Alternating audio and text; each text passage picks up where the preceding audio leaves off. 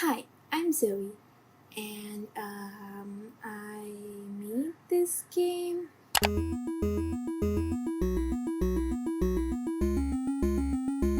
So I'm a beginner, first year computer science student who just started taking her tools a bit seriously. And while I was wrapping up my JavaScript course, I actually threw myself down the pit. So what happened? I just didn't feel thrilled. I like to make myself suffer. So I planned to make my first project a Flappy Bird game, and this is what it looked like.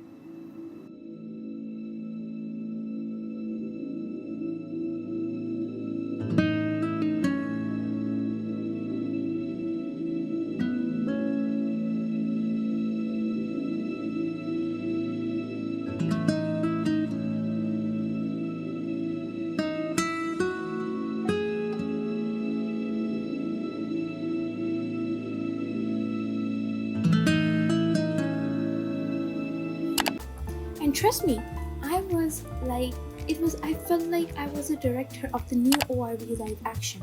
In fact, no, I am not. By that, I mean how badly I butchered this thing up, and it can certainly be a lot much better. It could certainly be a lot much better.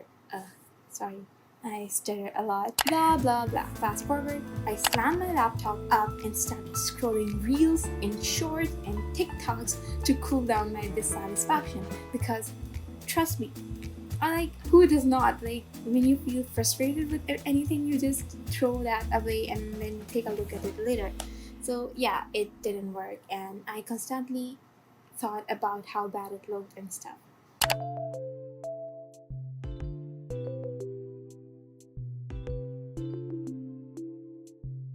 Guy, I'm tired thinking about it. Let's just get over it and move on. Is that you, Jung-hyuk? Ahahahaha. So silly. Much better than that annoying bird. Ugh, why am I thinking about it again? Huh? That annoying bird? No, wait. Maybe. And that's when it struck me. Yu Jung is equal to perfect. My game is not equal to perfect. I just need to put Yu Jung in my game, bro. And yes, I was back on track again. The game planning. When I thought of the game, so many ideas burst in, like literally in my head, that I just had to write them down or I would just get rid of them and just get tired of them all. And these ideas were so interesting that I just wanted everything. I wanted to include everything because when you get the skills, when you have those skills, which I do not have, I'm being honest, but when you have the skills, you can literally create anything, bro. What's stopping you? So my vision was to make a Yu Jung ORV style game. So this was the vision. Let me try to explain to you guys.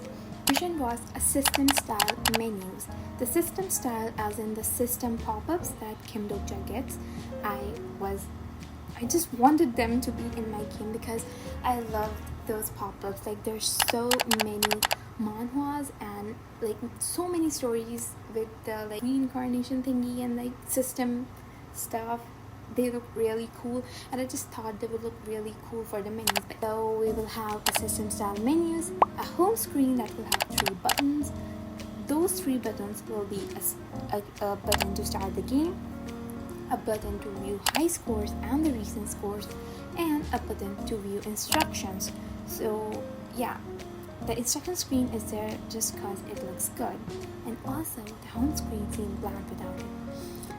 Okay, so this was for the home screen, and for the game screen, we will have the game logic stuff, and when Yu Jung gets knocked out, I wanted to have a game over screen with him looking all depressed, because why not?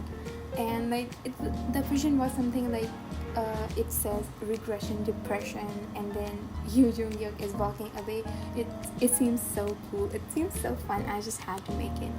And then I started brainstorming and thinking of what a perfect game would be for you, Chungyo. Like a fighting game? Fighting who? Monsters? Random monsters? Or Kim Dogja? Like that would be fun, but for now I don't have the capabilities to do it, to pull it off myself. So I declined that. A card game? A card game gets boring after a certain time. Like, no. An open world game? Cool. A game where he's trying to avoid some random pillars, pipes, voids, broken buildings? Perfect. So for the game over screen, I gave the game over screen 2 buttons: retry and to go back to main menu. And I was giggling at this point, bruh, cause oh my god, because the planning part is always fun. It's always execution that okay, so we are done with the home screen and the game over screen. Next we have the high score screen. As I've said before, it will show the high scores and the recent score that you just made, and the instructions, they're just there for the lore. I don't know. So planning done. The research phase. So before I started working on my game, I researched on how to just make a basic base for a Flappy Bird style game, and expectedly, considering how many developers choose making this game as one of their early projects, like me, it was easy to find them. So I found this tutorial, and it was pretty basic and easily understandable. Thank you so much. And I followed it.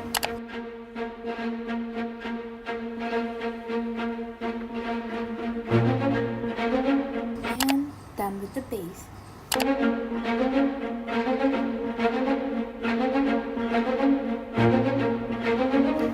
So that's how I made a pretty base. Then I looked for some pretty pixelated backgrounds and inspirations, sketched some poses that would match the theme that I'm looking for, brainstorm what theme would look the best, and listen to me. ORV is equals to apocalypse. Apocalypse is equals to destruction, orangey sky, buildings, done. Yu Jungil is equals to grumpy. Yu Jungil is equals to ready to kill. Yu Jungil is equals to a sword. Therefore, Yu Jungil is equals to grumpy, ready to kill, sword, plus wings. It looked cute. So yeah, we were done with the design process and the brainstorming for how I want the assets to look like. Okay, pillars, I don't know, I just kept them black. Keeping them black just makes them look like null, void, and emptiness.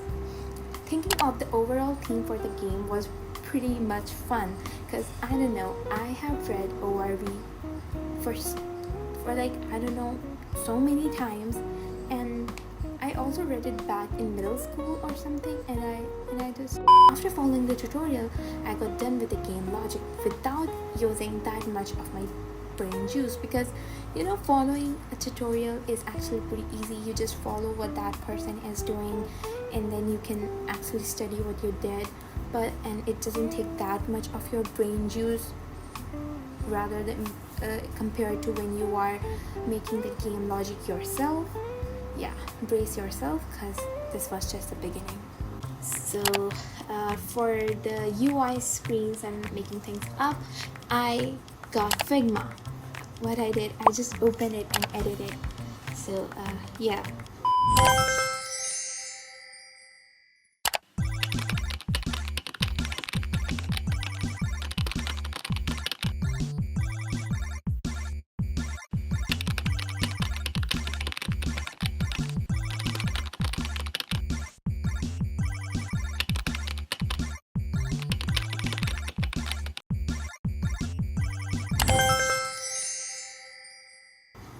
15 minutes later, after grasping how things work in Figma, I started making all my panels and background.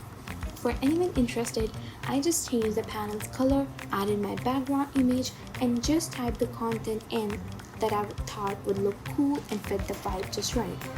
I didn't plan anything before, I just wrote whatever came to my mind at that moment. So if there's any issues in the game, please don't come after me. So once we were done with the UI thingy stuff, it was time to make animations for the home screen sky and the Yu Chungyuk home sprite, because mostly the animations, like the idle animations we need, are for the home screens. So I've been an editor during all my teenage years, and it wasn't that much of a big deal for me. What I did, I just opened After Effects, added the thingies that needed to get animated, and if I were to explain to you guys how it's done, it's basically you just separate what you want to move versus what you don't want to move. So like, I wanted the clouds to move and the buildings to stay still. I separated the clouds from the building, and yeah, you just need to apply the formula. When separated, just move what you want to move, how you wanted it to move, and yeah, that's it. I hope it made sense. Same for the character. I wanted his head to move as well as his body to move. Now we want both of the things to move. How can we do that? So, for this character, the movement was supposed to be in different directions. So I separated both of them and just animated their movements and how they supposedly were to move. I exported these animations in PNG sequence because I was gonna make a GIF out of them. I thought of adding the images directly into the code and animating them inside the code, but I'm good with the GIF, and since it's importable, I thought, why not? I went to a GIF maker website and uploaded my PNG sequences. I did it this way because since we were done with the base game and it was working pretty nicely, I wanted to see how the game would look like with my assets in. I imported the background and the Yu Jung-gyo jump character that will act as the flappy bird, and they look really cool, like as I wanted. Like that's how they were supposed to look like. What the issue came up. The first issue was the collision function got miscalculated and the jump became too lousy. It's okay, fix it up. Oh no, the pillars. For your information, the pillars gap between these two pillars was actually a big gap. Like, let me explain. It was a long one rectangle with another rectangle on top of it, which was tricking us, making us think like this was a gap. This random rectangle was generating at different heights through Matplotlib thingy. Like, I don't have the time to explain it, but yeah, it was generating at different heights, and the ball could only be able to pass through if it's within that area, which is our gap. But since this gap was fake, I just had to make actual two pipes and give them actual gap between them. So yeah, it was pretty easy to fix it. But yeah, the pillar gap thingy, very smart, but I don't need it. Thank you very much. Now let's make a score tracker now that we don't have any issues so far. Done. Now what? Okay, finally done with the basics and the game logic. It's time to make the game screens and the panels and the menus and the music and the buttons and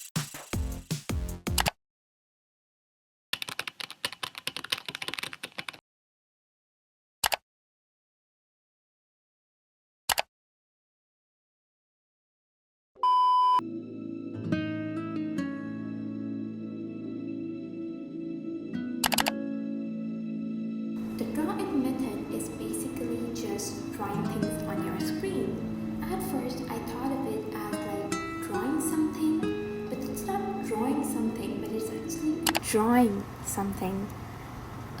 It actually goes both ways though.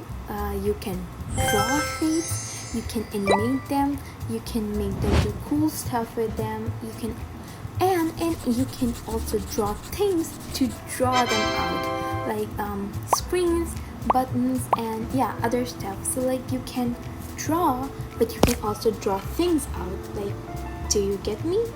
You can watch this video. He used canvas method as well, and he explained much better than me. So yeah, after drawing everything, we came back to where we started, which was the base, but better because this was our version 3. It was time to speed things up. So let's do a quick checking up the checklist. Wait, let's do a quick checking the checklist up. Yeah, so home screen, check. Game screen, check. Game over, check. Retry button working, check. Score tracking, check. High scores, check. Instructions, oh, they're here too. Yeah, okay, check. Wrapping up, it has been such an amazing journey making this project, and I'm really proud of it. The final product was exactly how I envisioned it, and I don't know what to say. I hope you had fun watching this. Maybe you learned something from this video, and sub for more videos, and like and share to everyone or something. And okay, bye. Thank you for watching.